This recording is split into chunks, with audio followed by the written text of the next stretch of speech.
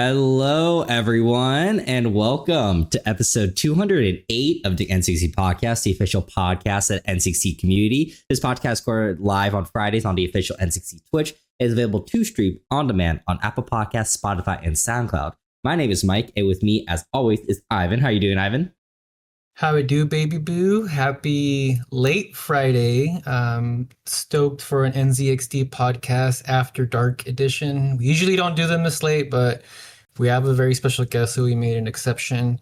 Before we introduce our special guest, I do want to make two quick announcements. Announcement number one is if you are tuned in live right now on twitch.tv/NZXT, type exclamation giveaway in the chat. You will get a link to a giveaway where you can win either an NZXT t-shirt, Poochie plush, some stickers, yada, yada, yada. If you stick around to the end of the show, you will get a secret word, which will give you a bunch of bonus entries to help increase your chances at winning. The other giveaway, or the other announcement, is for another giveaway we got going on. This is for Intel Gamer Days, which is going to end this weekend. If you look at the hat that our special guest here is wearing on the stream, you can win it for yourself. It's very limited edition. We only made 25 of them, and he's wearing one of them. It's a little hat featuring Poochie and Chippy, NZXT and Intel's mascots doing the Dragon Ball fusion there. So if you want to win that one, type exclamation cap in the giveaway. You'll get a link. If you're not tuned in live and you're listening on Spotify or wherever it may be after this is being recorded, just go to NZXT on social media and you will find it there. So without further ado, Mike, please introduce our special guest. All right, everyone. Please join me in welcoming a creator who has perfected the art of blending old school retro nostalgia with cutting edge technology. He's a skilled photographer, creator, artisan, and we all strive to have this fraction, just a fraction of his eye for entrepreneurship and perfected RGB, as you can tell in the background. Please give a warm welcome to the one and only PegCity8Bit. PegCity, or T, can you please introduce yourself to our audience and tell us what you're all about? Yeah, for sure. Thanks, guys. Thanks for the introduction. Thanks for having me. For those of you who don't know me, my name's T, aka PegCity8Bit. I'm a Canadian creator based out of Winnipeg, Manitoba. Started my journey a couple of years back doing Game Boys and retro content, and then over the last few years have transitioned into PCs and tech. And kind of going that way. Started work with NZXT back in January and just doing some fun stuff. But yeah, we'll get some questions and all that, and I'll kind of go through all the rigmarole. But just a little rundown on me for now. Yeah, so we're going to kind of start as kind of like from the beginning of like, you know, where this idea and this passion for gaming and tech and photography kind of started. So first off, let's start with gaming. I mean, apparently your first console was an NES. So how did you start gaming on this thing? Was it like a friend's the console? Was it a family member's? And what games were you playing on this? Yeah, so first console I ever played was an NES. First console I ever owned was a Super Nintendo. But it was my uncle. So he's only a few years older than me, like maybe, I say a few years. He's about 12 years older than me. So he had an NES and it was, I guess, at my grandmother's place. And then, yeah, not a ton of games like Super Mario Bros, Duck Hunt, Dragon Warrior was another one we had, Legend of Zelda. So like not a ton of games. So like I've over the years just played like a ton of Super Mario Bros because we didn't really have anything else. But yeah, I played a ton of Super Mario, and then I might have been like 6, maybe 7, and then got into a Super Nintendo and kind of the same thing there. Super Mario World, Yoshi's Island, Donkey Kong Country, those classics, and then didn't have a ton of games. So like I played, you know, those a ton. So front to back, like I can beat Super Mario World in like a couple hours. If I want to just get from like the beginning to Bowser and just beat it, I can beat it in like half an hour. I thought in Canada they called it Super Luigi World and Super Luigi Bros. No, that's a Wii thing. That's a Wii thing. That's new school stuff, my guy. That's new school stuff. But there's two versions of it, right? There's the Super Mario, like new Super Mario World for Wii, and then there's the Luigi version, which is the same game. You're the main character is Luigi. Gotcha. So the first console you owned was the SNES. Was Super Mario World the first game that you actually played on that? I want to say I played Yoshi's Island first. Uh-huh. But I don't know how that works. I definitely didn't get it at launch, but I think I played Yoshi's Island first and then played Super Mario World. But Which did you prefer, the NES or SNES? I definitely have more playtime in Super NES, like just due to time. But like I like the way like the Super Nintendo controller is my favorite controller like ever.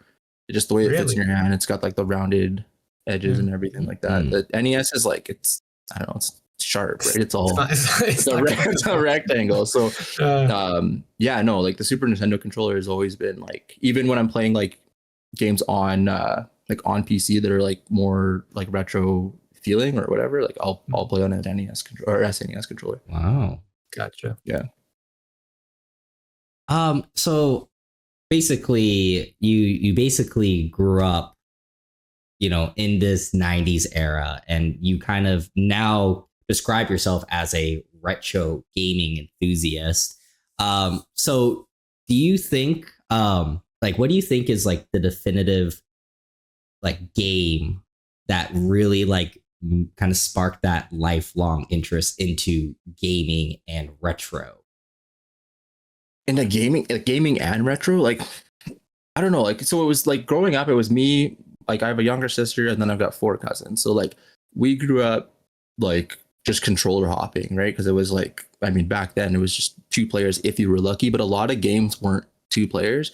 So really like Super Mario World, Donkey Kong Country were really the only 2-player games that we really had. And, you know, we used to rent, you know, the games, but you get them for 2 days. So it's like you got the weekend to play as much of this as you possibly can. So I think just like that family atmosphere, it's like, you know, who's the best and how can you know, beat your cousins and whatever.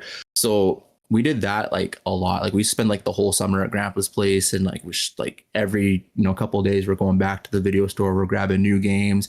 So like we played a ton of Super Nintendo. Like the N64 wasn't really a thing until like the late 90s, right? It came out in 97. So like from 94, 95, when we were, you know, 4 or 5 years old, until like the early 2000s, like we only had like, you know, 4, 5, 6 games on Super Nintendo. So like we just played the crap out of those until we were blue in the face. So even now, you know, 30 years later, I'm like, people are like, what's your favorite Super Nintendo game? I'm like, Super Mario World. It's just like I've got the most playtime. I can play it front to back. I can just like sit and chill and play it, and it's not even like a thing. It's not like, oh, it's, you know, this is game I never beat, and I'll sit down and play it. I played it at work the other day because one of the guys was like, oh, you can't beat this in half an hour. And I'm like, sit, watch me. And I beat it before we were done our lunch break. And he's like, what is happening? Because he like, he went back, and I called him in, and I was like, hey, check this out. Credits are rolling. He's like, that's not a thing. Like, what do you mean you beat it? I'm like, yeah, like we're done. Like, here you go. If you had to guess, like how many times do you think you have played through Super Mario? Like if you could think of a number. Super Mario World, like Yeah. front to back, like every exit, every level, like a handful of times, like maybe a dozen, like front to back. Like in terms of like started a new game and like played it until I got bored, like I don't know, like 150, 200 times at least. Like, but I mean, I'm also like, I'm in my mid 30s, right? So like that really isn't a lot, but like there's 96 levels in that game. So it's like, that's I played, you know, 9,000 levels. It's like, it's a lot when you really think about it, but 150 times to beat a game front to back, like isn't really a lot, but I can't think of too many games that people have played nearly 200 times. I'm sure if the SNES was able to track hours like Steam does, you'd probably be like, holy cow. Oh yeah. I don't know if I'd want to see, just thousands and thousands of hours clocked in Super Mario World. It's like, what's your top game? World of Warcraft? No, Super Mario World on the Super Nintendo. Yeah. Did your interest in tech come first, or did gaming playing like on SNES and all this kind of they kind of go hand in hand, to be honest. So like gaming came first, and I think that just came from, like I said, like my uncle having a Super Nintendo and kind of just like having something to do. But growing up, my dad actually built computers. So like I, at a very young age, was very interested in tech and computers and just like knowing, like how to use a computer, because like what 6-year-old needs to know how to use a computer. But I would say by the time I was like 12, like I knew more about computers than the average adult. And then by the time I was like 13, 14, I'm like, this is back when you could burn CDs, so it was like I was going to school with blank CDs, and it's like, yeah, like write your playlist down on the piece of paper and put it in the CD's $5. And I'm hustling mix CDs at grade school in like grade 5 and 6. So it was like, yeah, people writing down their playlists, and I got to go and I got to download all the songs on Napster or whatever, and then like burn them their CD and bring them their burnt CD back to school. So yeah, like the two kind of go hand in hand, because like my dad was super involved in tech and kind of just like kept up with all that stuff. And then like over the years, like now like I'm the tech guy, and he's like, I don't know how any of this stuff works. And I'm like, okay, well, like how far did you get? And he's like, my TV doesn't work. I'm like, did you plug it in? Like, just like the TV's so simple these days, just like unplug it and plug it back in again, it'll come back. And he's like, no, like I'm gonna go back to watching DVDs. I'm like, okay, we'll do whatever you want, old man. it's fine. But yeah, no, the two go hand in hand. Gaming definitely started first, and then like my parents don't really game, so it was very just like me, my sister, and my cousins that were kind of into that stuff. But my dad's been into tech as long as I can remember. Nice. And I also know that part of your love for tech is with photography. How did you get interested in photography? So I took photography in high school. So not in this world at all. Which is very like by the book photography. This is how you shoot. This is like how you light stuff. Like they don't teach you really any of like this. Like how do you shoot RGB? Because there is no playbook for it. So yeah, that's how I got into photography. And then I started working with a few photographers just through working in nightclubs and things like that. So a lot of the nightclub photographers here are also like professional photographers that do like model work and magazine work and stuff like that, which is kind of neat. So I had the opportunity while I was in high school to work with a few photographers. So fast forward to me getting into like the content space, and I'm like, I have a camera and I know how to use it. Like, why am I shooting pictures with my phone? So I think my dad had my camera at the time, and I was like, hey, like I need my camera back. Like he's like, okay, here, come get it. And I bought a 50mm lens, and then from there I was like, okay, like I'm gonna now transition from shooting all my photos on my phone to shooting all my photos on my camera. So I did that, and then I basically I was shooting Game Boys and stuff at the time, but did that, locked that kind of in as much as I could, and then my like milestone goal for myself was when I hit 10K, I was buying a new camera. This was before Instagram like fell apart, but like I did at one point hit 10K.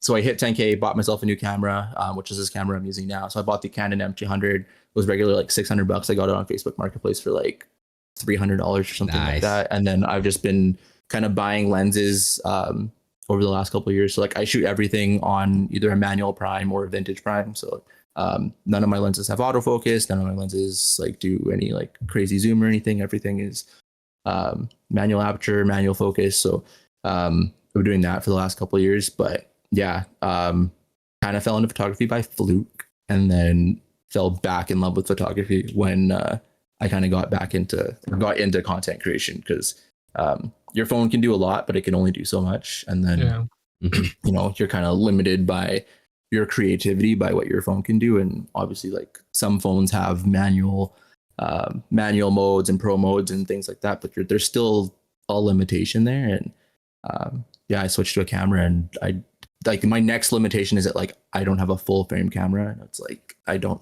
have $5,000 to buy a new camera. So we'll make do with this until I absolutely like need a new camera. But that's kind of how I got into photography, and then I've just like picked it back up and taught myself how to. Mike, send him $5,000 after the show.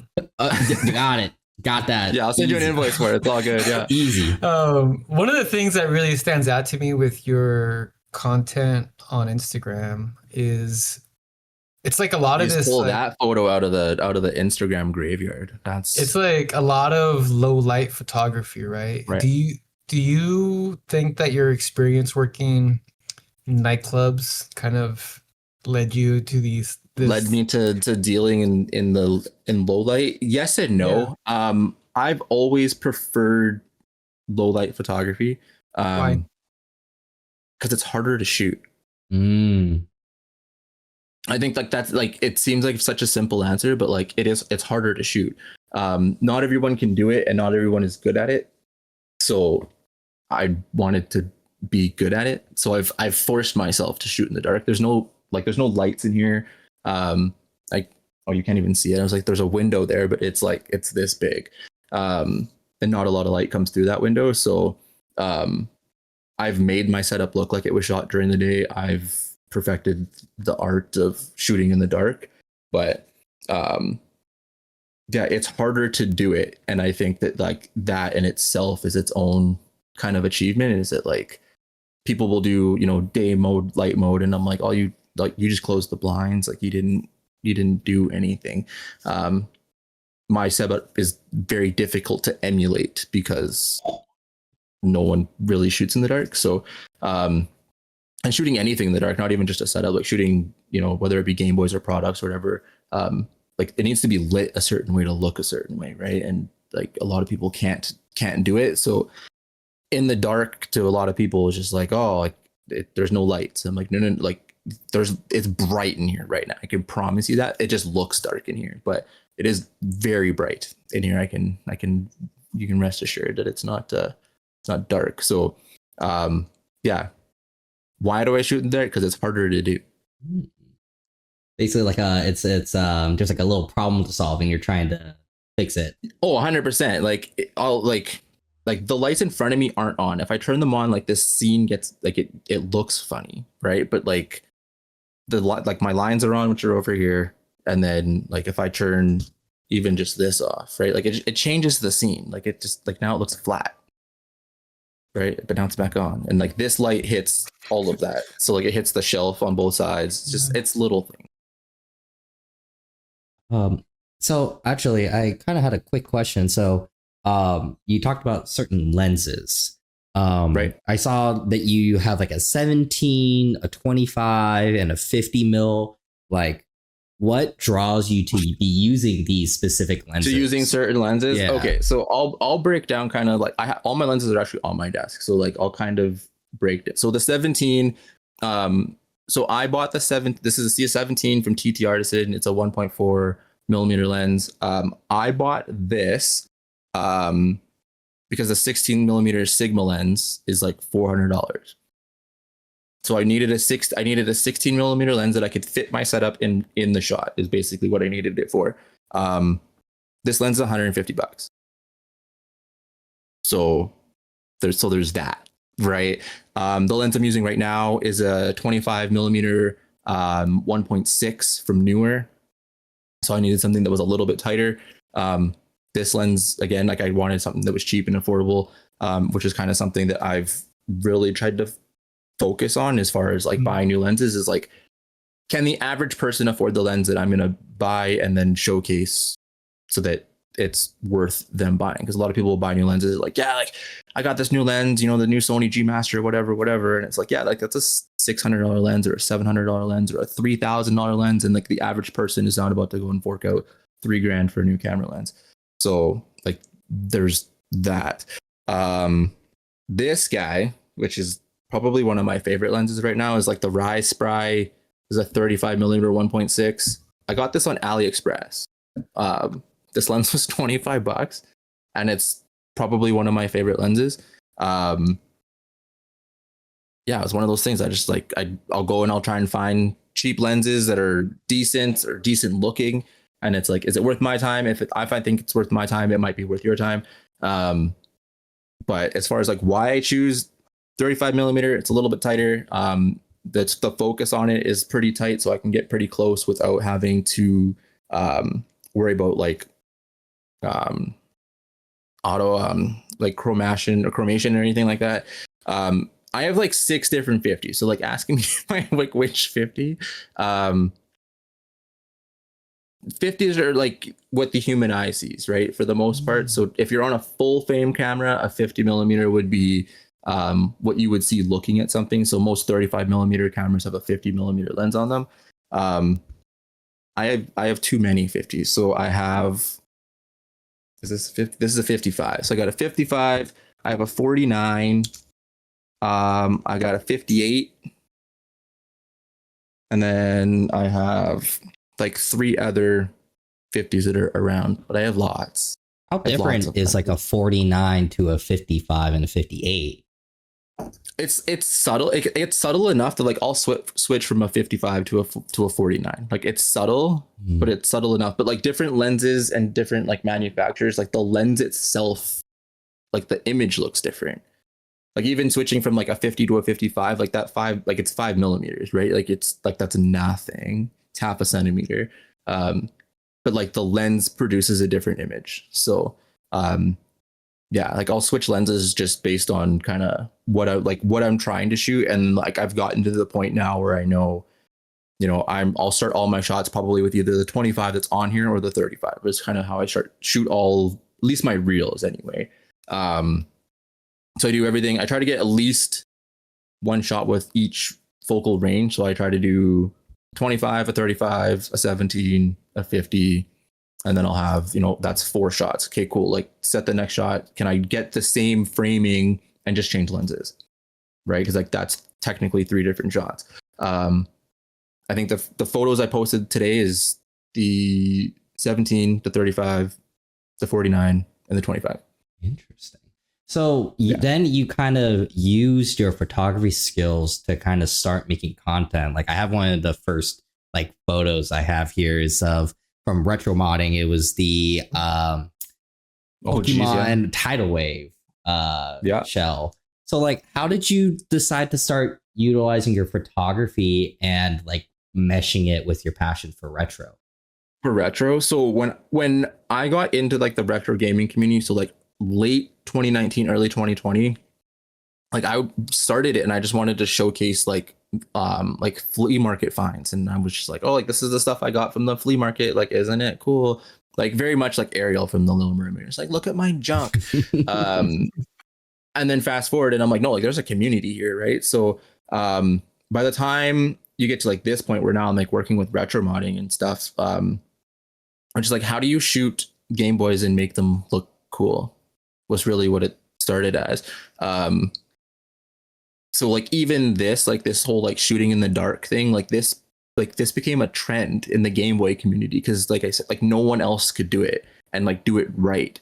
So it became a thing where it was like hashtag shoot like Peg City, which you may or may not have researched and found, but like that was a thing for like the better part of like a month or two where everyone was trying to shoot their photos in the dark. And like some people had like nailed it. I've got a buddy who like, he's like, yeah, like I get it. Like it's way more fun to shoot in the dark and it's significantly harder. You flick lights on and anyone can shoot pictures, right? That's why point and shoot cameras exist and why, you know, Polaroids and disposable cameras, it's like it's meant to just go outside and take pictures and like anyone could do it. You take that same camera and you put it in the dark and like good luck. Like, all right, I'm gonna do this podcast in the dark now. Let's see.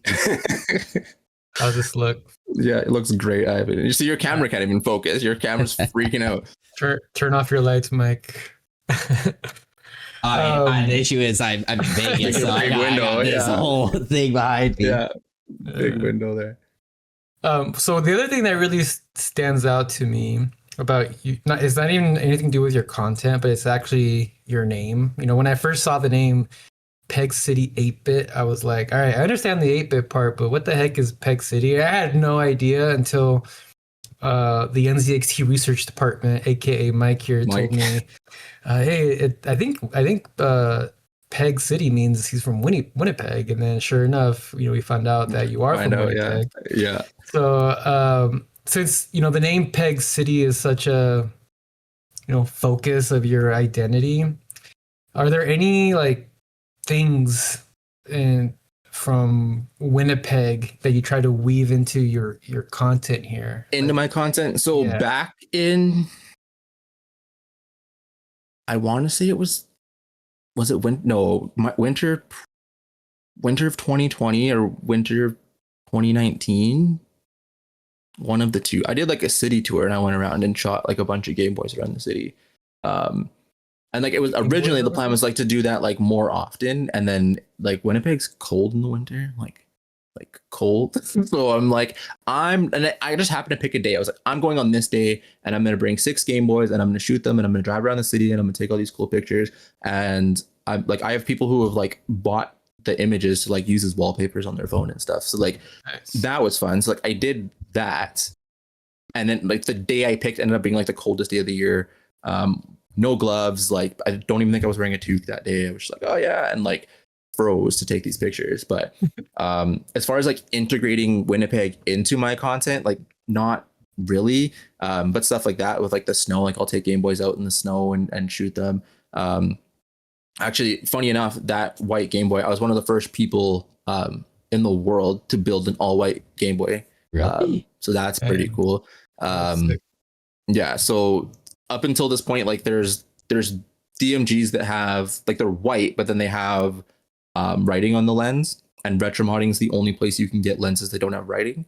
So when I stumbled into retro modding, I built that guy, who became the first Snow White DMG in the world. Yeah, that looks really cool. So I've never been to Winnipeg. I have no idea what it's like. I'd never even been to Canada, but I'm curious. Like growing up in Canada, you know, did that shape your passions and interests here? Like, is there a lot of, you know, people into retro stuff and photography and things like that over there?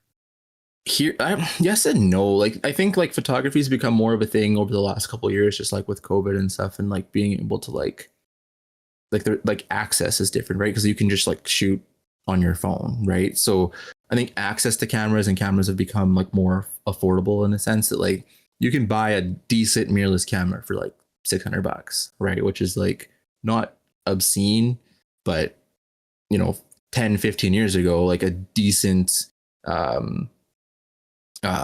like a decent DSLR, decent mirrorless, you're looking at a couple grand, right? So I think access has changed that, but like as far as like communities based around photography, there's a few groups I never get out to them because they're just like, we're going out this afternoon, and I'm like, like that's not happening. You know, family life and being a dad and all that stuff. So like that part's tricky. The retro community here is like there's flea markets, and there's like they'll do like a random con every once in a while, but like nothing like stable or like consistent. Icon's really big here, Comic Con's really big here, but like those are, you know, once a year events. But like outside of that, like as far as I'm aware anyway, there isn't no like big community based around retro photography. Probably there's probably groups and stuff, but like none that I'm a part of. Mike's a wannabe Canadian. He's like all into hockey. He's actually going to play hockey tonight, believe it or not, in Las Vegas of all places. Yeah, Vegas of all I'm places. not a big sports guy, but I get it. Oh, you're not Canadian then, man. You're supposed to be a Winnipeg Jets fan. Come on now. That's a team, right? The Winnipeg Jets. Yes, the Jets is their team. They're really good. And they're really good too. Yeah. I guess that kind of leads into, I kind of already showcased a little bit of it, but can you kind of go into how you got working into multiple? We have like I checked your website and you have like tons of things you're like working with. So first one is retro modding, which is one of my favorites because it's deals with all these like cool Game Boys and everything like that. Looks so sick. Yeah. So that shell is actually designed by a friend of mine. I believe, pretty sure that was done by James E. Plays. He's an artist out of the UK. So they printed, so that shell is actually printed by a company that was called, I can't even remember. They've gone under, and the end of that reign was not fun. It was very, very messy. But how I got started with retro modding is like I said, I wanted to build a white DMG. So I've always been into white tech. Like white laptops, white phones, like all that stuff. So when I started getting into like collecting Game Boys and trying to find just like either Game Boys or like old retro consoles or what have you, I was like, is there a place that I can buy the pieces to make this Game Boy white? So start looking into that. There's like at the time there was like two places. It was Retro Modding, Handheld Legends, and then like the random places on eBay. Like that was kind of it. So my relationship with Retro Modding actually just started as me being a customer, as is kind of how it started. So bought my parts, built the Game Boy, and I think I only originally it was missing something. Oh no, I built it. So I reshelled it, buttons, select, all that. I think I built it, and within like a week or two, that's when like the IPS screens were starting to come out, like the backlit screens. So then I had to order that. At the time, Retro Modding didn't have them, so I had to order it from Handheld Legends. So I ordered it from Handheld Legends. Get that, mod it again. So then that's when I was like, okay, cool, it's done. Built the first like all white Snow White DMG. It's got a backlit screen in it, super clean, all good. And then just over the years, I just kept buying from Retro Modding. Fast forward to 2021. At the time, they had 3 ambassadors. They were all based in the States. Retro Modding, up until a year ago, was based in Montreal. So I said, hey, at this current state in like my content creation career, like I'm killing the Game Boy space. Everyone knows who I am. I'm building all these Game Boys. I bought all my parts from you. Like, how would you guys feel about signing another ambassador? And like, how about signing your first Canadian ambassador, as you are a Canadian company? So I pitched them on it, and they're like, yeah, like we like the idea. And then it was just like silence. And then that was kind of it. 6 months later, they're just like, hey, so we revisited that idea. We love it. Let's do it. Yeah, and they signed me as their first Canadian ambassador in like a matter of like a week and a half. Oh, do you have like a favorite one that you've ever like made? I mean, I've done some pretty cool stuff. So I built 10 Game Boy colors for George Kittle and 9 other San Francisco 49ers a few years ago. So I did that in September 21. Those are probably on there somewhere, but yeah, I built 10 custom Game Boy colors. I had them custom painted, so they were all painted with 49ers colors. I had custom buttons done, and then I had a buddy do custom labels for Easy Flash Juniors, which is like a flash card you can get, put all the games on them. They all had their jersey numbers on them with their names, so I had those done. So like super custom set. They're all one of a kind, and I only did 10. So that was probably like the coolest thing I ever did in terms of Game Boys. I built a custom purple Game Boy for Nazy, who's a VR streamer out in Australia. So I did that. I built a Game Boy for an actress named Carrie Meters, who was the lead in Bring It On, Cheer or Die, which is a project I worked on back in September of 2021. So she bought a Game Boy. I've got the Last Airbender, which is a commission that I commissioned from Kiki Stardust, who's an amazing artist out of New Mexico. Yeah, like, do I have a favorite? Like, no, like I love them all. Like you can kind of see them here.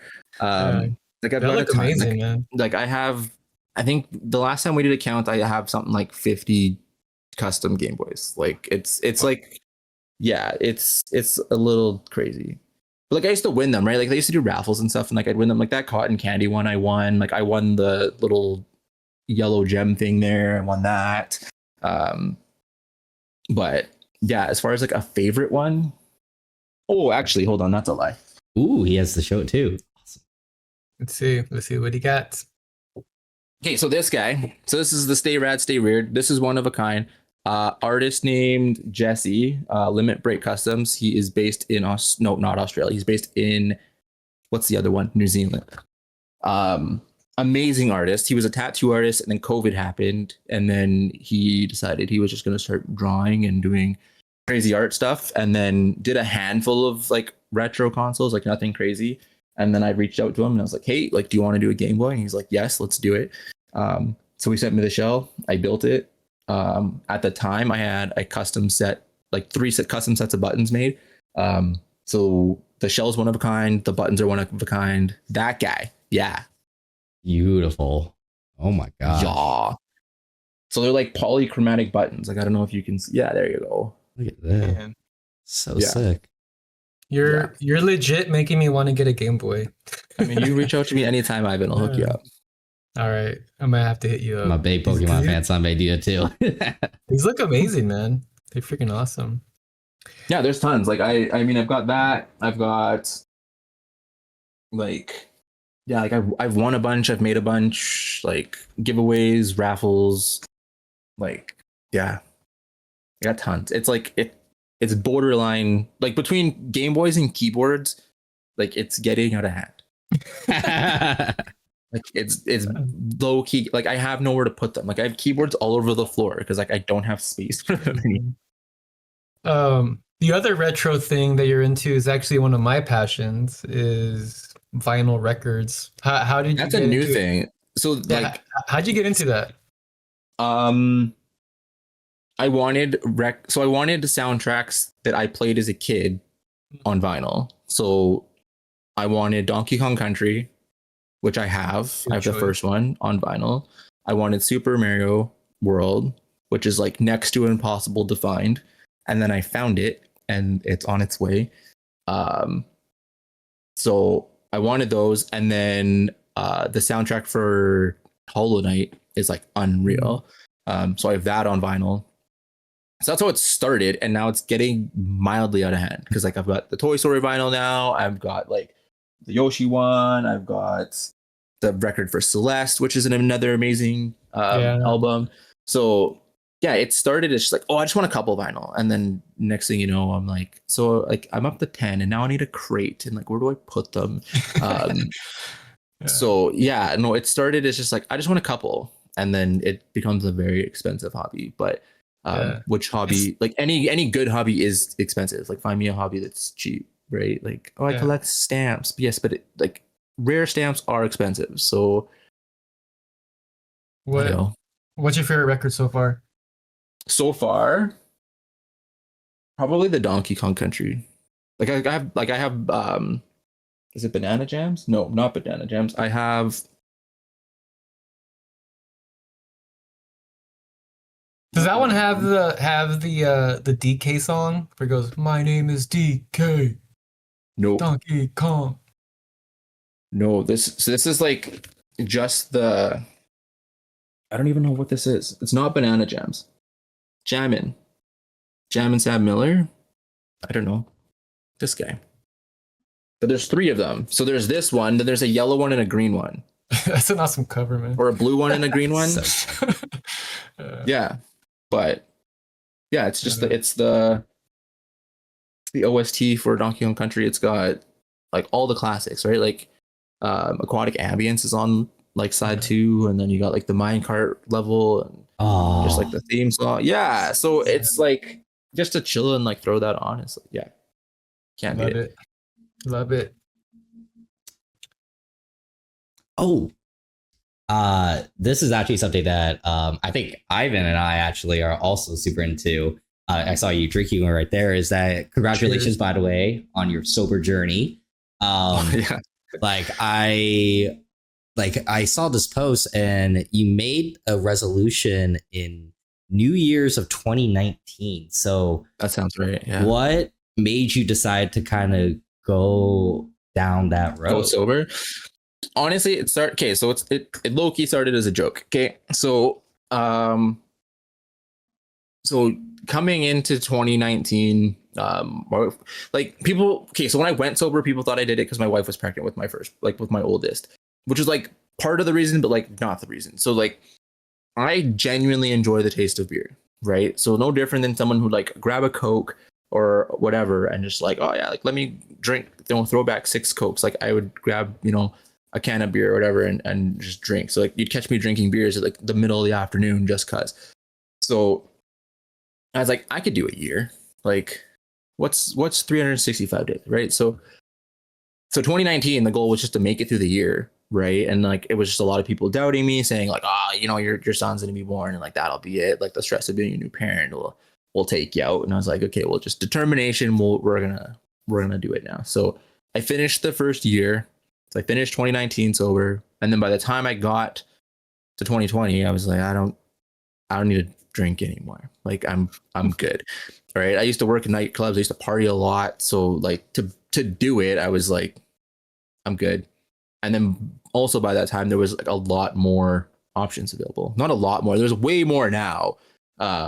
Way more now. And then obviously working at the sober market, like there's I have everything at my at my disposal. But there's way more options. So then I did 2020 and then 2021 and 2022 and 24, and we're 3/4 of the way through 25, and yeah, like almost 7 years into it. It's at this point I'm like there would be no reason for me to start drinking again. I think something pretty big in life would have to happen, like one of my kids or my wife dying. I think would be probably like the snapping point for me to be like, okay, like I need a drink. But I think just in that moment, I think I wouldn't, just out of principle. But I think, yeah, like for me to like be like, nope, like I think I'd have to snap, I think. And then you started working with sober. You talked a little bit about a sober market. So what is this company? Yeah, so I stumbled into working with sober market. It's actually really funny. So I stumbled into the store a couple times, bought a few things, and I actually pitched them on shooting all of their product photography. So I wanted to shoot all their stuff in the store, or because I thought they had like a shop, and they don't. At the time, they were just like a pop-up inside a store. So it really didn't work at the time. And then they were looking for someone to work in their warehouse, and I was like, hey, like, are you guys still hiring? And they were like, yeah. But I love it. So owners are a few years older than me, but like they've got young kids. I've got young kids, so like they get it. So as far as like family work, like life balance, it's been like amazing. But Sober Market's awesome. There's 5 stores. There's like 4 or 5 stores in Toronto. There's one over on Richmond Street. There's one on Danforth. There's one on Yonge Street. They just opened a store a couple weeks ago in Burlington, Ontario. We have a store opening in Vernon, BC in a couple of weeks. And then there's some other big plans. And then obviously the sobermarket.com. We ship worldwide. So if you guys want to check out the Sober Market, feel free. Use code PegCity8Bit10. You can get 10% off all of your orders at the Sober Market. There's a little plug for you guys. There you go. Mike and I are actually going to order some beer because we spent, believe it or not, Mike and I spent a lot of time talking about this topic. We probably should be talking about work, but yeah, like Mike and I both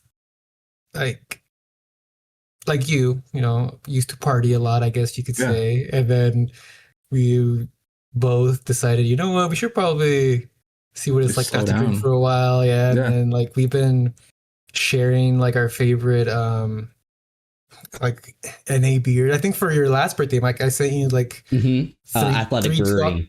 3 12-packs of NA beers to check out. So yeah, we're big on this too. So we're definitely going to use that promo code and buy some. Yeah, no, for sure. If I see your name come through, I'll definitely I'll switch some stuff out and send you some of my favorites. I'll let you know. Yeah, for sure. Yeah, throwing a Game Boy in there with my order. Yeah, yeah. Orders. We'll combine the shipping. We'll make it work. But there's tons. Like there's like beer aside, right? Like even wine is tricky, and like I think will forever be tricky because like there's so many complexities with wine. Like you can get good wine, you just have to pay for it, right? So if like a lot of people, wine, non-alcoholic wine tastes like grape juice. Yeah, if you buy an $8 bottle of non-alcoholic wine, then it's gonna taste like grape juice. But like if you buy a $60 bottle of non-alcoholic wine, now we're getting somewhere, right? So like there's that.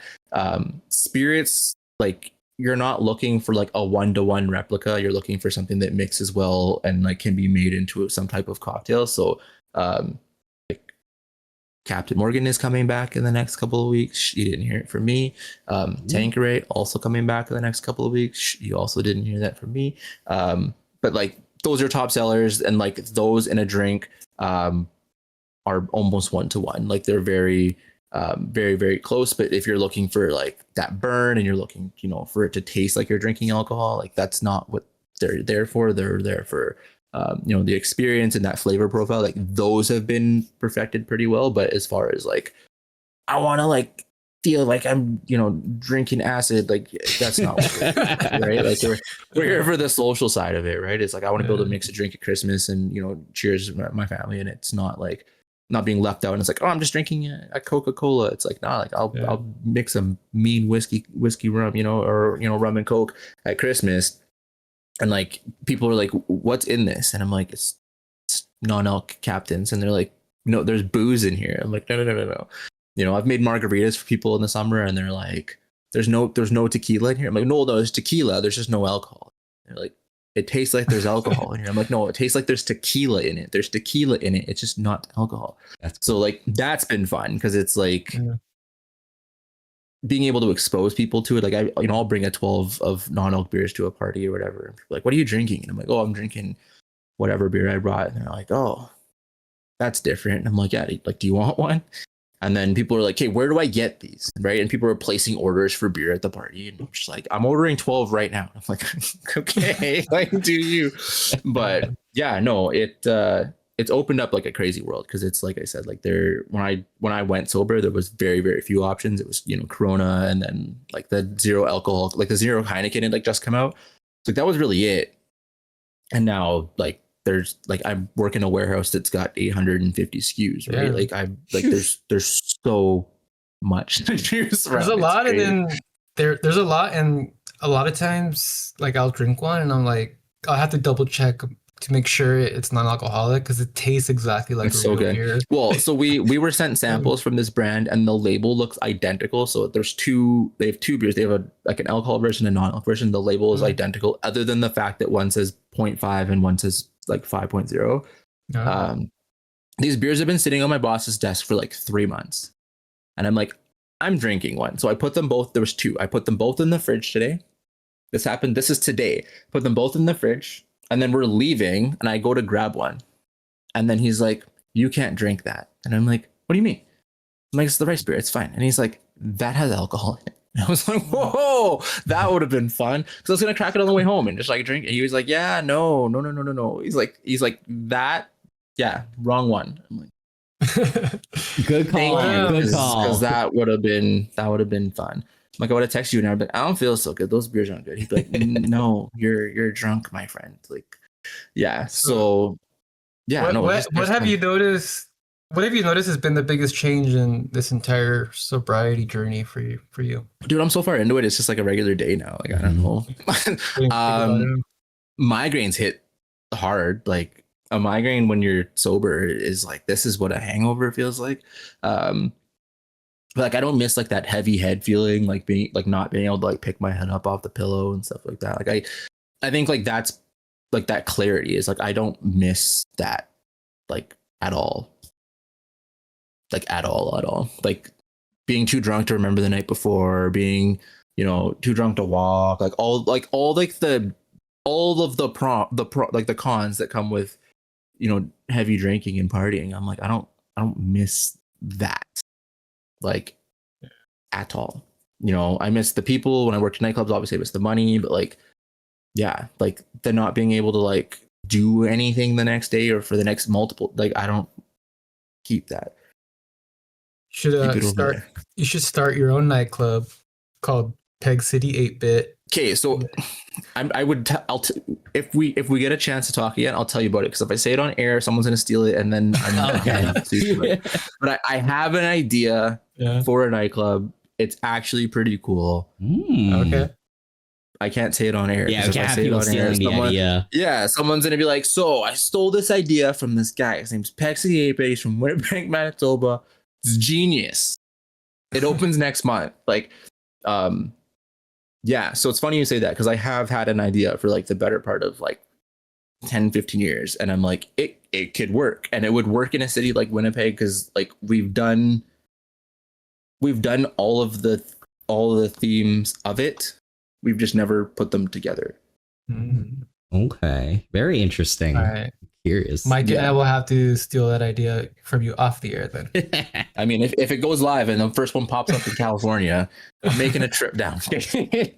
But no, like I've had an idea as far as like what I would do, and like it never wavers from that. I'm like, yeah, nope, like that would still be would still be it. So I kind of wanted to ask you, like, as of recently, like, can you walk us through a day in the life of like creating pieces of content, like, you know, like shooting one of these like retro consoles, or shooting one of these like cool like videos of your setup and everything like that. Can you like walk us through how you do this? So that video in particular, like the Charlie XCX, it was a trend on TikTok, and I was like, I could do this, but it was like not a nice trend. Like it was like the videos I was pulling the audio off of were like very like body negative, and like I'm ugly, oh I'm beautiful today, and I was like, okay, what if I just like an on-off transition and I use the audio to like capture it? If you watch that with audio, like it loops, so it like it's very like strategic. I pride myself on being very, very good at transition videos, because the secret is that nothing can move. Everything needs to stay in the same spot. And I've watched creators try to do it, and a lot of people are either not using a tripod or they're using their phone. And then because you're using a phone, your focus will change. And like little things like that, like if you move anything, like when it focuses the second time, like that shot's not the same, right? So your frames don't overlap. I honestly pick my audios first, which a lot of creators don't do. Like they shoot and then they edit and then they pick audio that matches their video. I pick audio and then I shoot for the audio. So, I mean, that one in particular is easy because it's like it's 6 shots or 7 shots, 8 shots, something like that. But I have to shoot every shot twice, right? Because I can't move anything. I have to turn all the lights on. I turn them all on. I got to shoot it, and then I have to turn them off, and I got to shoot it again, right? So you got to do that. So like to shoot something like that, like the reel itself is 8 seconds long. It's like I'm in here for an hour and a half shooting it, right? It's like, oh, how long does that take you? And it's like an hour and a half, and it's like, what do you mean it took you an hour? It's 8 seconds long, and it's like, not only is it 8 seconds long, there's 10 minutes worth of footage. Like, why did it take you so long? I'm like, well, I have to shoot it. I got to set everything up. I got to move it, shoot it again. Then I got to turn everything off. I got to shoot it again. Then I got to move it. I got to turn everything back on. I got to shoot it. So it's like the process itself. But yeah, I shoot to music and not the other way around. So like everything for the most part is like I don't like plan. I don't do storyboards or anything like that. I'm just like, what are we shooting? How do I want it to look? Because I shoot with certain lenses, I already know that certain lenses are going to require a certain shot or a certain angle. I have like column stable, like staple angles that I shoot from and things like that. So yeah, like I don't like really, unless I need to, like unless it's something that like a talking head, like the NZXT player 2 video, like that one is like I shot it, so I do all the talking head, I shoot all of it, and then I shoot all the B-roll for it. So like, okay, that shot I shot 6 times because I kept forgetting to turn. So the monitor in the background, I kept leaving Resolve open on the monitor. So like you could, if you like, I'll send you the raw clip later. It's actually really funny. You can see like the audio recording in the background, and then I shot it and I went to go watch it back, and I was like, no. And then I went to go shoot it the second time, or maybe I only shot it 3 times. I went to go shoot it again, and I did it again, and I was like, you gotta be kidding me. So then I did it a 3rd time, and I'm like, okay, there's nothing on the screen. But I'll shoot the whole A roll for that. So I shoot the whole thing. So like this is technically like it's two shots. So I shoot this shot where I'm sitting in the box. I was not happy about it, but it's fine. So I shoot that. Then I shoot the A roll where I'm actually like talking to the camera. So I shot that part. And then once that's done, then I shoot all the B roll. So the unboxing, taking out of the box, the PC itself, all that stuff. So I guess like in a way, like I plan it out, but I'm not like, I don't have it like laid out with like notes, and I'm like, okay, like I need to use this lens and I need to shoot it from this angle and it needs to be this long. And I'm just like, nope, like these are the shots that I need.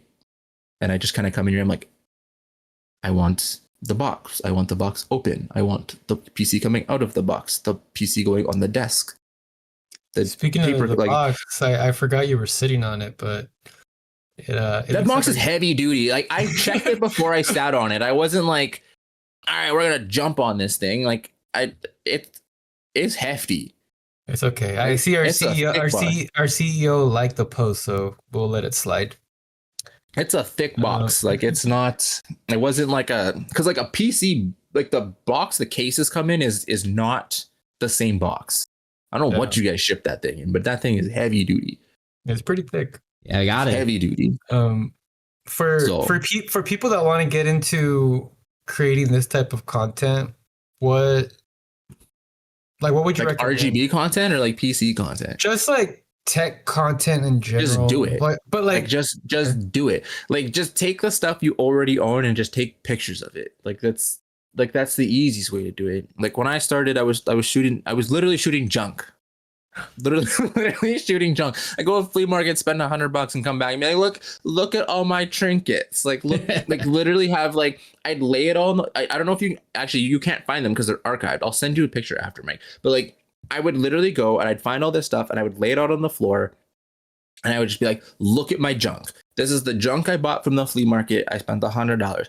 Here you go. Like, what?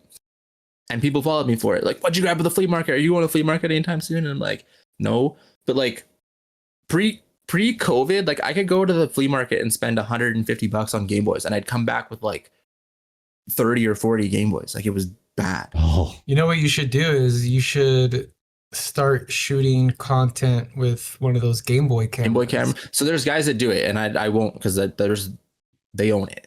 That's their thing. I thought I was smart and came up with that myself. It's not a new. It's not a new thing.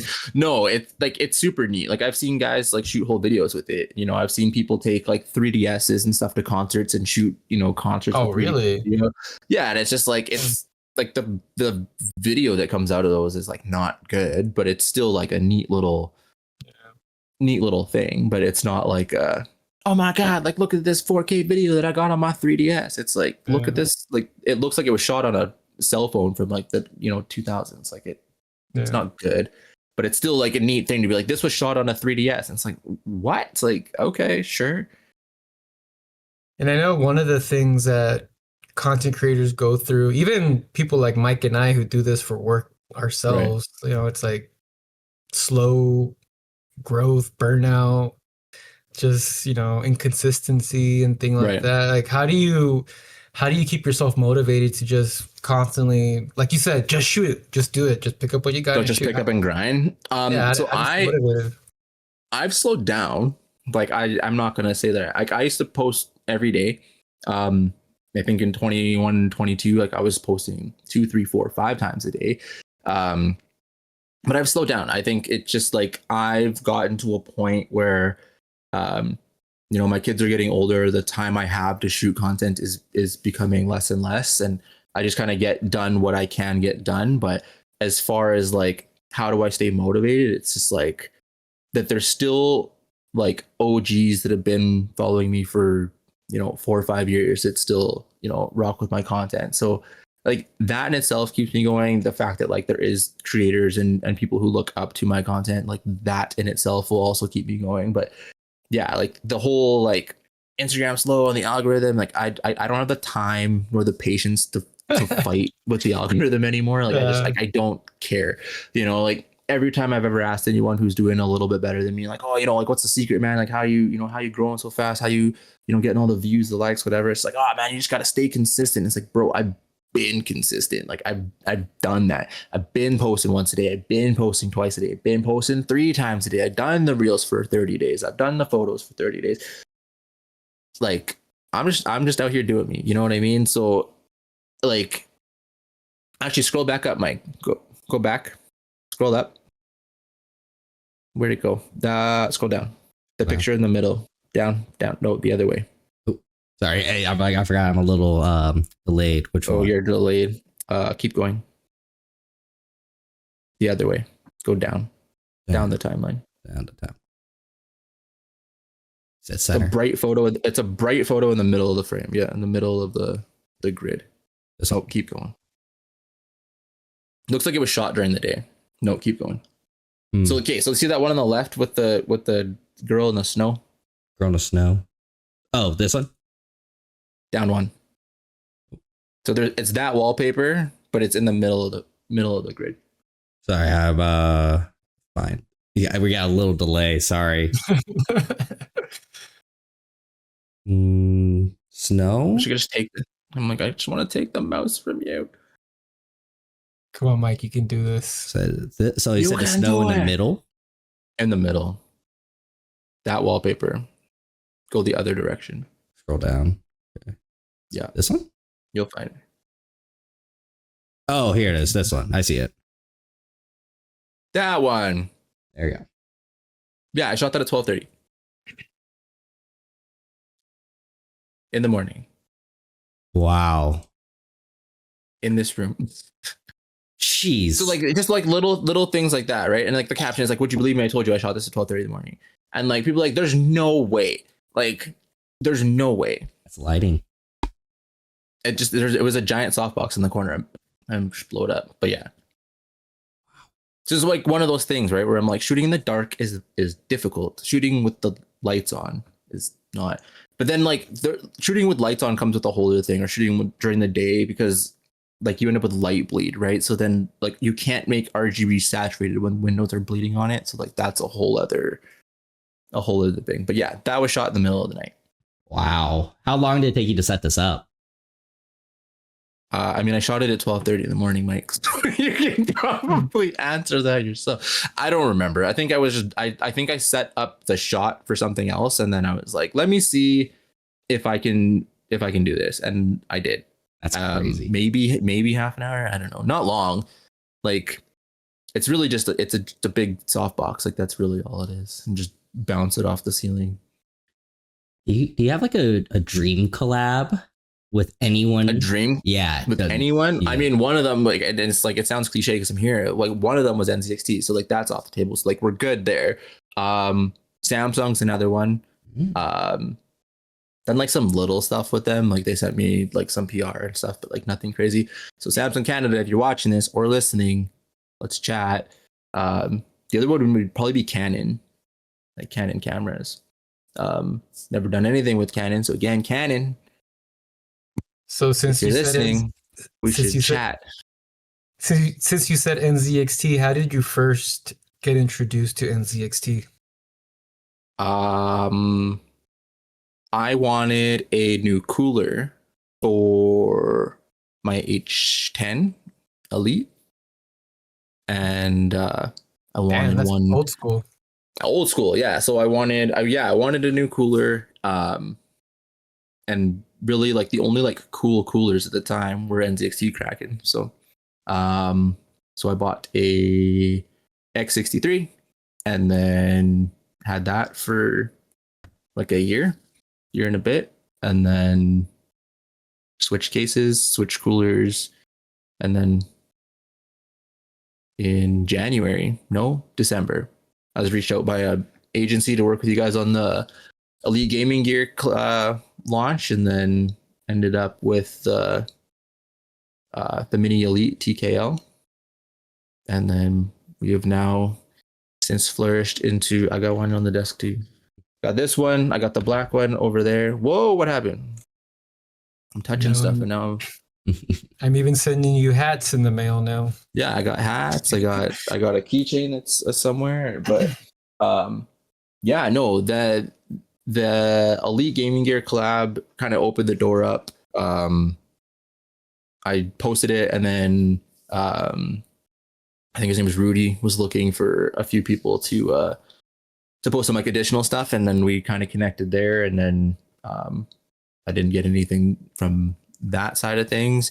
When the H7 and the H9 came out, he had a bunch of us do some stuff for that. So the H9 that is sitting here waiting to build something in it. So me and Ivan were chatting about something maybe down the road.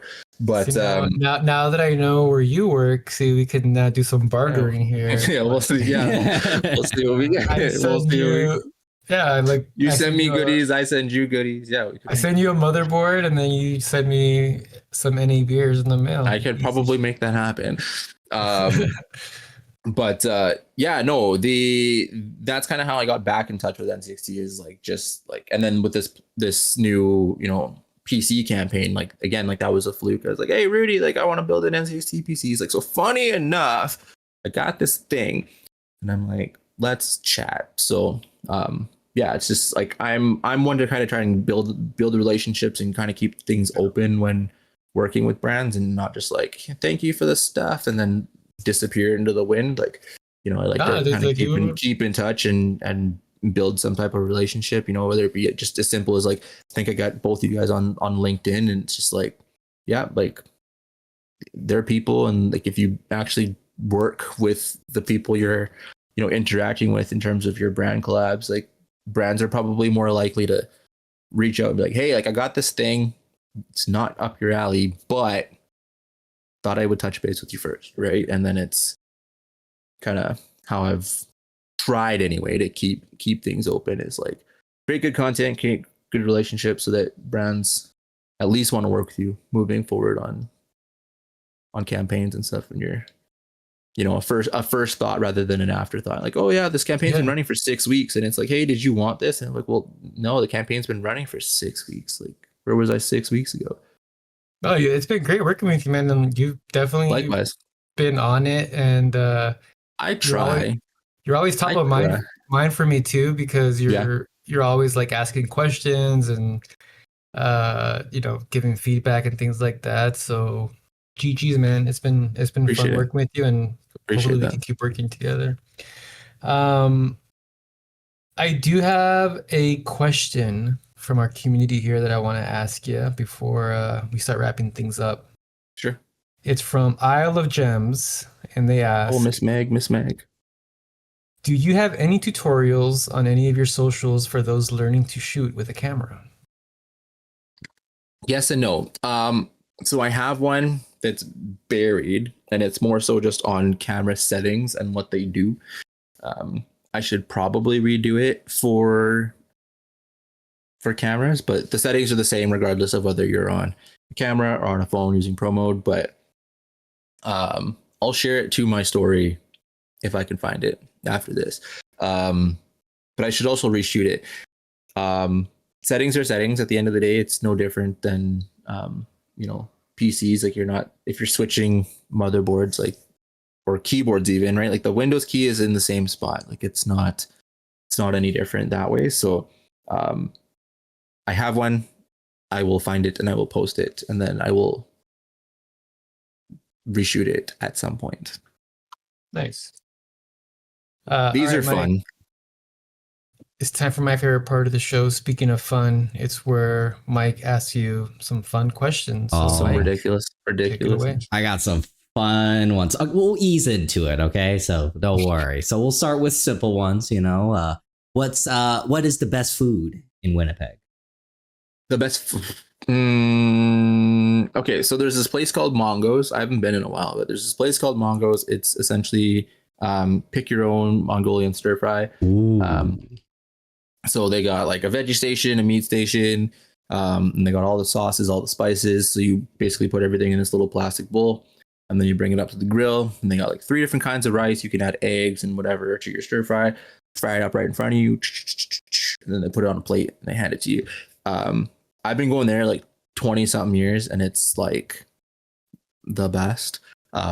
I haven't been in a couple of years, but now that you've asked, you've reminded me, and I will probably be going sometime soon. So thanks for that. But there's a lot of like local like spots in Winnipeg that like are like, you know, they're not on Skip the Dishes, they're not on DoorDash or whatever, and it's like cool. Like there's a place it's called the Forks, and it's essentially I don't know how to describe it. It's basically just like a little market in like the heart of Winnipeg. There's a place called Bindy's. They do like roti and doubles and stuff like that. So like Caribbean food.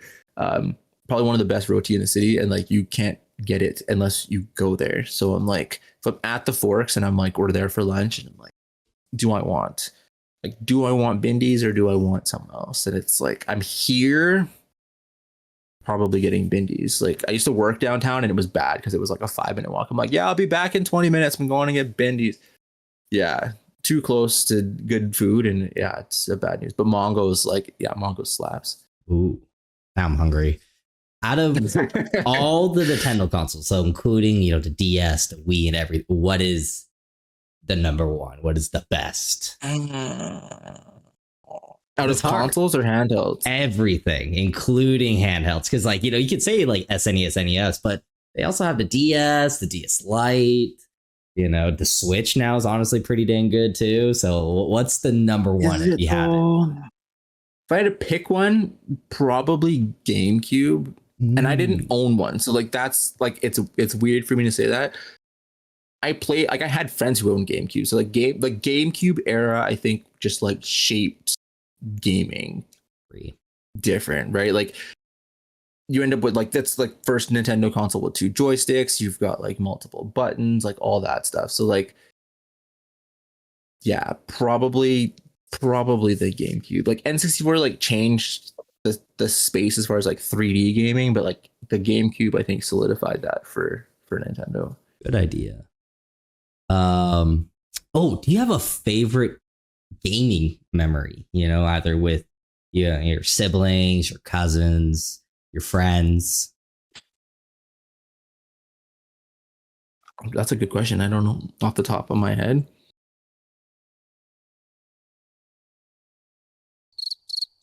Yeah. I'm like, no, like nothing I can think of off the top of my head that I'm like, yeah, like that's the moment. I think like even just like not a memory, but like right now, like my oldest is starting to get, well, both my kids are starting to get into gaming. So like I think like currently like that's kind of cool is like I get to like build like new memories with them. Is like my oldest is 6 and he's like, I want to play Fortnite, and I'm like, okay, like you can only play with me, and he's like, okay, like that's fine. So like that's kind of cool is that like I get to like play games with my kids. Like my parents, like they played the odd, I'll play one level of Super Mario or like whatever, but like my parents didn't game with me. They had no interest in gaming. So I think like to fast forward and kind of break that, generational curse that like, yeah, I'll play with you, but like you can't play these games by yourself.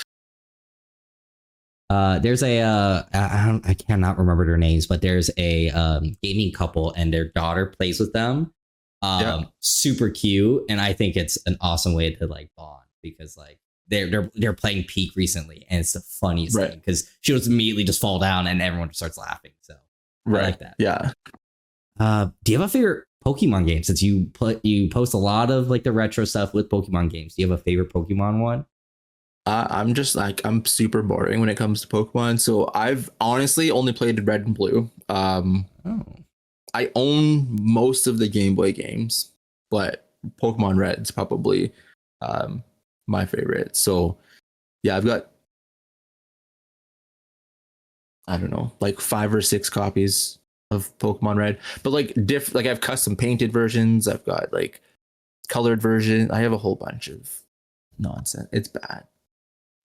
Don't ask me these things. You're making me like it look crazy. Okay?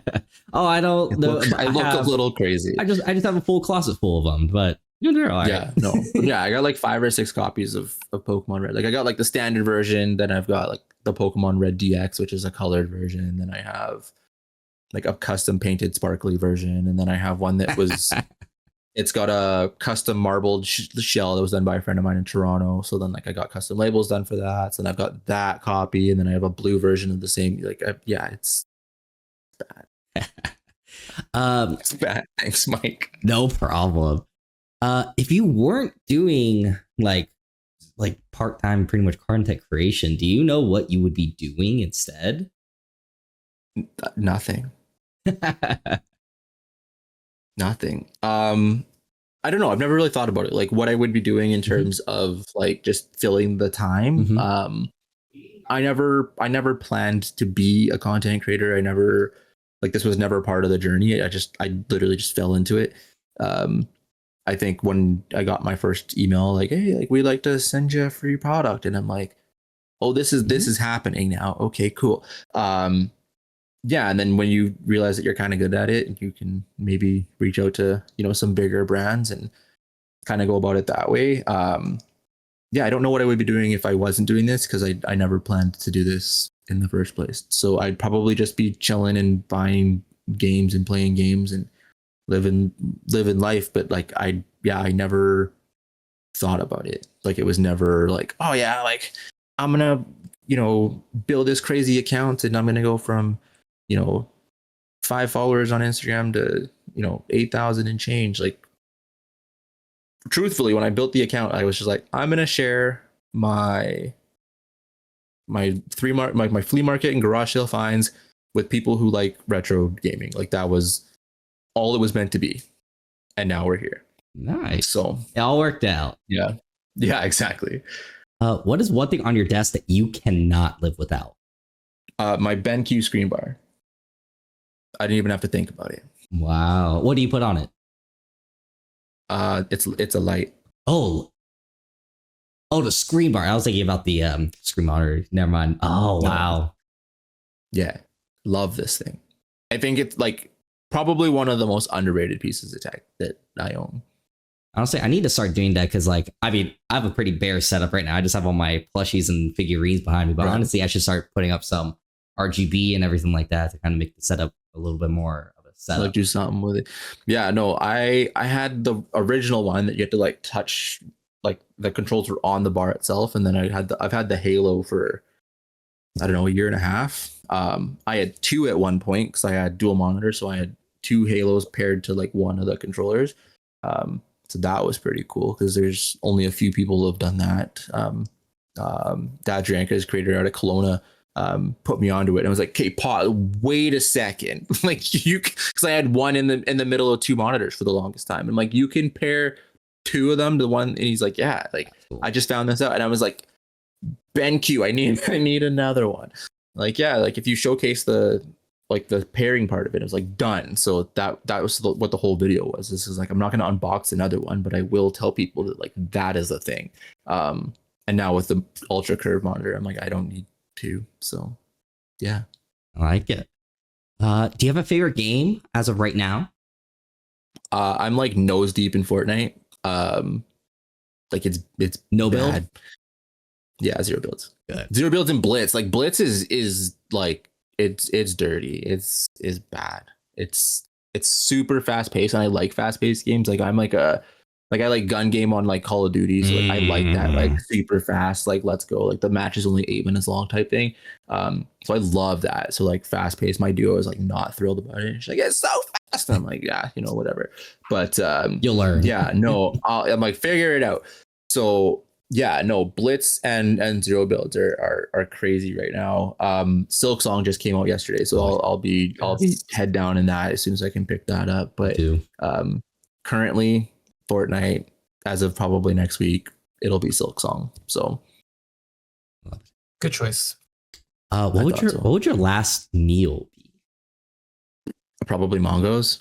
Wow, that's how good it's like. God, we gotta fly up there just to try. Probably Mongos. I thought if I had a Montreal bagel. Yeah, like probably Mongos. Like if I had the option and I was like, yeah, like you could, or like home cooked meal by Pops or something like that, would, like one of those, but probably Mongos. All right, I got some fun hypotheticals, and then we'll go into the announcements. All right. If you got paid $100,000 for each day you go without showering, how long would you go?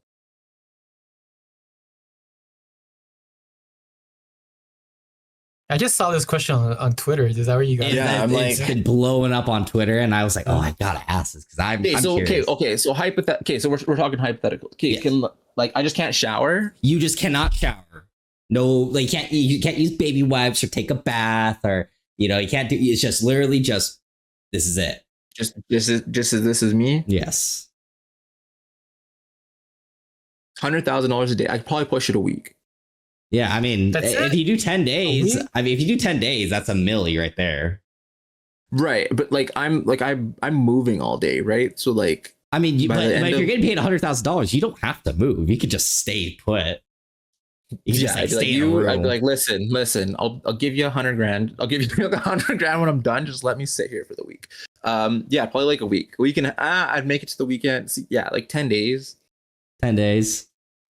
Make a milli, call it a day. Yeah. Ivan, how long are you going? I feel like I can go my entire life without showering. To be honest, I swear, I wouldn't mind the smell. I wouldn't care if people thought I was stinky. I'd be like, You'd be a millionaire after 10 days, right? So yeah. I mean, if you go a month, gosh, oh man, that's a lot of money right there. $3 million. What's the year? Like, if you were to make it a year, it would be. I'm doing it right now. It would be it's like billions. Yeah, billions. 365 times $100,000. Oh, it's not even that bad. It's $36 million. 36 million, but that's a lot. $36.5 million. That's still a lot of money. A year's doable. If that's your only job, $36 million, I'll do it for $36 million. Yeah. No, I mean, you just don't do anything like to exert yourself, right? Just don't sweat, you know. I like my favorite comments was you guys are doing this for you guys are getting paid to do this. I'm like, ew. Yeah. Would you rather give up kissing or all sauces, including condiments, pasta sauce, dressings? Kissing.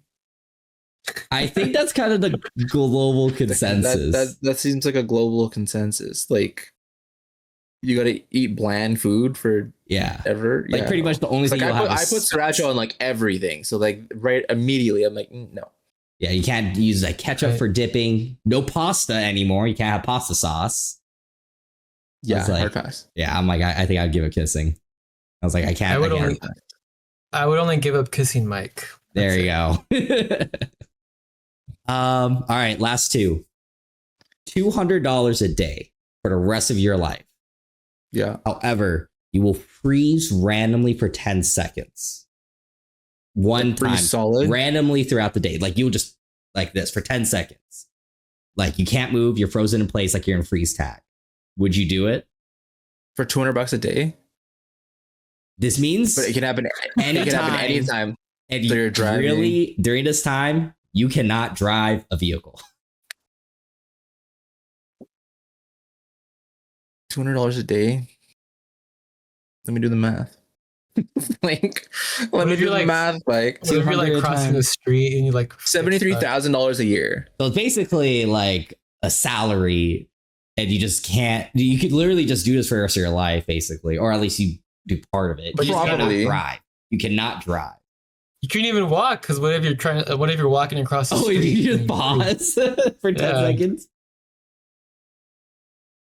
Yeah, for $73,000. I think I would do it. 10 years, you made $7 million. Yeah, if you survive. I mean, I just you literally could not walk across the street or drive a car or ride a bike or anything because if you freeze, you're done. Yeah, but then you're making. But it's only 10 seconds though, so like as long as you're not like 10 seconds really isn't that long. It's really not that. Like if you're riding, because like if you're riding a bike, like I wouldn't go riding down like no monkey trails, like I wouldn't go like on any winding roads, like you'd be fine. And if you freeze in the middle, like if you freeze like in the morning, riding you're a bike for 10 seconds, let's go. Yeah, like you're gonna freeze when someone offers you $100,000 a day for not showering, and then you'd be like, "Oh, I guess he doesn't want to do it." So yeah, exactly. Like I can double up, like. All right, and then the final one: go to prison for a year, go to prison for a year, or you go to prison, but you can only come out until you get hiccups. Oh, if I get the hiccups? Yeah. So like, if you force yourself to get hiccups, you can do it. But like, if you can't get baby care, I'll hiccup immediately. Really? I'd be out of jail day one. I don't think I've had hiccups in a long time. That's all I'm like. I don't think I've had hiccups. If I eat a baby carrot, if I go upstairs and eat a baby carrot, I'll have the hiccups in like. Why carrot of all things? I have no idea. Every time I eat baby carrots, I get the hiccups. I have no idea why. It's the only food that like gives me hiccups. But yeah, I'd be out of the jail the same day. They'd be like, what do you mean he's leaving? Like he's hiccuping. I don't know what to tell you. Oh, Like that was the deal. That's crazy. Like, that was the deal. He had to hiccup and he could go home. Like he hasn't even seen his cell. He's going home. He stole a baby carrot off some guy's tray. I bet Tech makes a good point. What if jail doesn't have baby carrots? Man, I assume they'll have carrots, right? Does that know if baby carrots? I don't know. I don't eat full size carrot. Like I don't eat carrots, but like baby carrots, yeah. But did you know that baby carrots are just regular carrots cut down? Like they're just regular carrots, man. It's not like there's like a baby carrot breed of. I don't know. Carrots. But I don't know. Because it has to be a raw carrot. Because cooked carrots don't do it. Interesting. That's so interesting. Yeah. But yeah, like almost every time I eat baby carrots, I get hiccups. So at least once a day. Well, there you go. You'll be in there. I'm going to lunchtime. Yeah. I'll be out here. Don't worry. Yeah. They're like, oh my God, he got locked up for what? Be like, nothing. They just that was the deal. Like, when does he get out? He has to hiccup? Like, I don't know. That's what they said. People are freaking out. It's like, why is everyone crying? It's like, you're in jail. It's like, I was in jail for the morning. Like, I had breakfast with the guys, and like we're out. Like, we're good to go. They don't even know my name. Yeah. They call me Hiccup. Like, that's what they're calling me. They say I'm from How to Train Your Dragon. That's funny. All righty. Well, that is the last of the announcements. Do you have anything coming up that you want to shout out? So, any exciting projects or content that you're making? Nothing super crazy. Obviously, I'm working with NZXT, which is super cool. So thank you to you guys for the opportunity to showcase some new stuff there. I've got some more vinyl content coming out in the next little bit. There's a couple that I can't discuss, and then I've got some stuff coming out from Shaman Alchemy. So I got some Nintendo vinyls coming in the next couple of weeks. So stay tuned for those. Those will be super fun. But yeah, no. Thank you guys for having me. Thank you guys for the opportunity to be here. As far as like new content, no, but stay peaked and stay locked on Instagram. I'm on Twitter. I'm on Threads. I don't stream too much anymore, but I am on Twitch as well. Yeah. Thanks for hanging out, guys. Threads is big in Canada, Mike, in case you didn't know. Oh, thank you. Need sure to remember that. Let me get into announcements, and then we'll give out the secret code word. Just a couple of little ones. We just launched our new N7B850 motherboard. This clean motherboard blends aesthetics and function while supporting the latest AMD Ryzen 9000 series processors. So go and check them out at NZXT.com. Like what we discussed earlier today and what T's wearing on his head right now, we have the NZXT Intel Club. It is popping, guys. So special thanks to Intel, by the way, for helping us out to basically give you guys free stuff.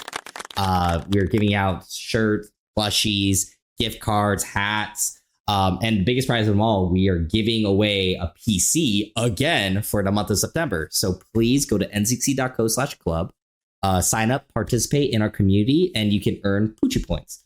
And basically, the more points you earn, the more entries you get into the giveaway. So my advice is to start now.